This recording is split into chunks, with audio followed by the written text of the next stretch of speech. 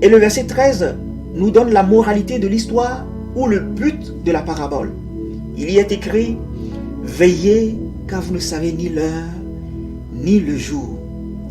En d'autres termes, les 5 vierges sages ont eu à veiller et prier. Elles se sont mises à part continuellement parce qu'elles ne savent à quel moment l'époux viendrait. Elles étaient prudentes et ont veillé à prendre tout ce qu'il faut pour leur voyage. Mais les folles n'ont pas été sages ou prudentes en prenant des lampes sans huile. Elles n'ont pas veillé à leurs actions. Elles se sont laissées aller sans examiner si elles avaient tout ce qu'il faut pour rencontrer l'époux. Elles ne se sont pas examinées pour corriger toute imprudence. Elles ne se sont pas préoccupées et c'est ce qui va leur coûter les noces avec l'époux. Mais si on veut coûte que coûte donner une interprétation à la lampe et à l'huile, moi je dirais que la lampe représente la parole de Dieu. Psaume 119, verset 105 nous dit « Ta parole est une lampe à mes pieds et une lumière sur mon sentier. » La lampe serait peut-être donc la parole de Dieu et l'huile représenterait la consécration individuelle ou personnelle de chacun.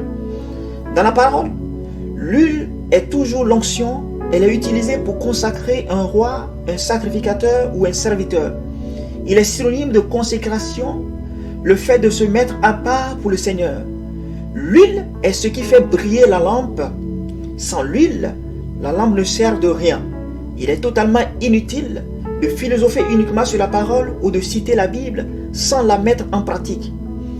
La mise en pratique de la parole est ce qui donne la puissance à la vie chrétienne.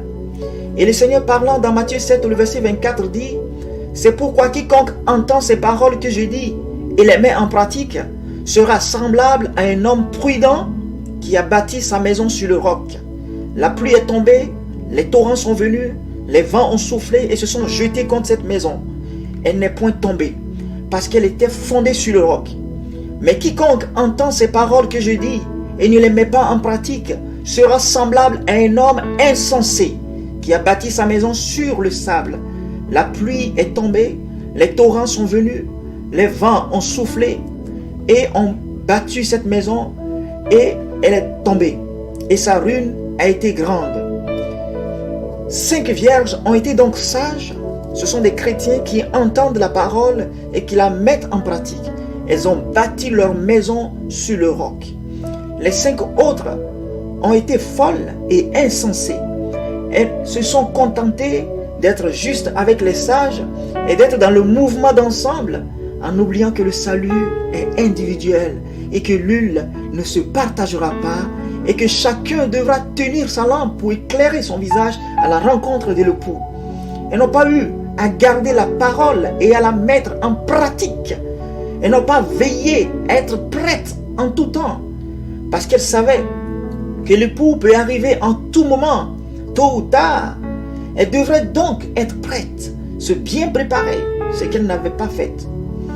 Pour finir, j'aimerais attirer notre attention sur un fait dans la parabole. Il y est dit que l'époux tardait à venir et toutes s'assoupirent et s'endormirent. Oui, les temps deviendront de plus en plus durs au point que la séduction va gagner beaucoup de monde, voire même les élus, mais grâce soit rendue à notre Seigneur Jésus-Christ parce qu'il aiguisera le discernement de ses élus qui sont sages et prudents afin de pouvoir retrouver le chemin de l'époux, le chemin de la vérité et de la vie. Seuls ceux qui se sont préparés pourront passer à travers les ténèbres à venir. Quand les actualités prophétiques montreront clairement que nous sommes à la veille de l'enlèvement, les folles voudront faire une mise à jour dans leur vie chrétienne. Elles voudront se dépouiller des choses du monde, s'abandonnant totalement à Jésus, peu importe ce que diront les autres.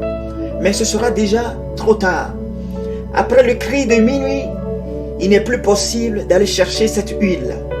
Mais ce sera l'heure pour se mettre en marche à la rencontre de l'époux.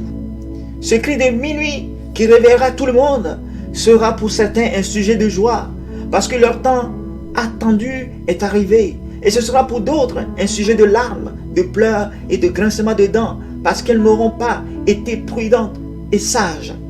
La Bible dit, mais vous, frères, vous n'êtes pas dans les ténèbres pour que ce jour vous surprenne comme un voleur.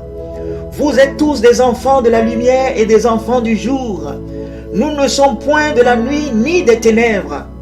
Ne dormons donc point comme les autres, mais veillons et soyons sobres.